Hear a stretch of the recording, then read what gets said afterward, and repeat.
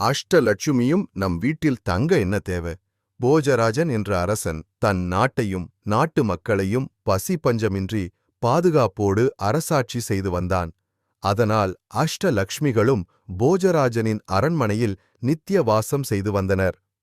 அச்சமயத்தில் ஒருநாள் போஜராஜன் சிறு தவறு செய்துவிட்டதால் அஷ்டலக்ஷ்மிகளும் சினம் கொண்டு, அரசே, இன்றுடன் நாங்கள் உன்னையும் உன் அரண்மனையையும் விட்டு விலகுகிறோம். ஆனால் உன் மகத்தான பண்புகள் கருதி நாங்கள் ஒரு வரம் தருகிறோம். நீ எங்களில் யாராவது ஒரு லட்சுமியை உங்களுடன் வைத்துக் கொள்ளலாம். யாரை வைத்துக் கொள்ளுகிறீர்கள் என்று கேட்டனர். புத்தியுள்ள போஜராஜன் சொன்னான், எனக்கு தைரியம் இருந்தால் உலகத்தையே வென்றுவிடுவேன். ஆகையால் தைரிய லக்ஷ்மி என்னிடம் இருக்கட்டும் என்றான்.